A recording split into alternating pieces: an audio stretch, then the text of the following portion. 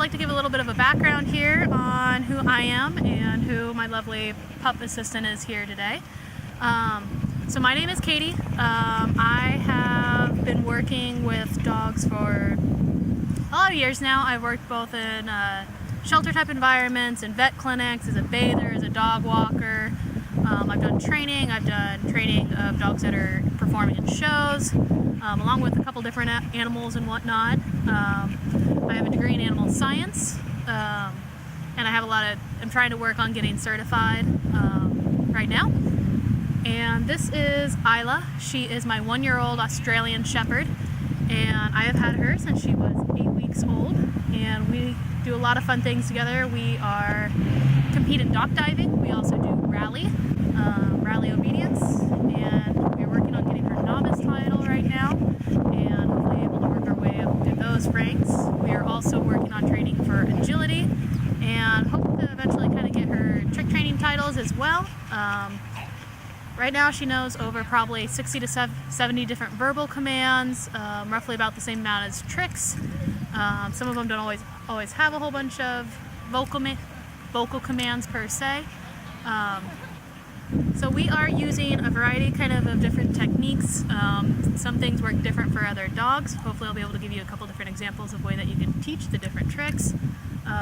Some of the tricks that I use shaping with, which is a form of teaching the dog to try and build the behavior on their own with very, very tiny steps, but sometimes this way can be a little bit faster just because of the way that it builds on the dog's actual understanding of what they're doing with their body instead of just following a treat per se, which is like with luring, which is you just have a treat in your hand, the dog just follows it and may accidentally do the behavior that you are looking for. Or there's also modeling, which I am not a huge fan with, which is actually manipulating the dog somehow to get the behavior. Main thing that you want to be able to make sure that your dog can do before you start any of this trick training is you want to have a basic interest in whatever your reward is. So whether that be your treats, your toys, your praise, whatever, it needs to be rewarding enough for the dog that the dog wants to perform the behaviors for you and have fun doing it. And so if it's not rewarding for your dog, you may need to change something else. Some dogs are food motivated, some dogs are toy motivated, some want to chase a ball, some will want to play tug.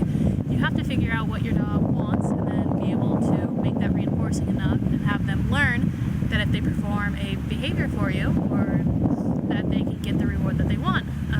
Like Aayla here gets a mixture of both food-based rewards and tug and toss and toy rewards. She likes all of them. When I'm starting a new behavior, I tend to use treats more because I want a calmer type environment, and then I move on to toys later, which add more reinforcement than the treats do as well.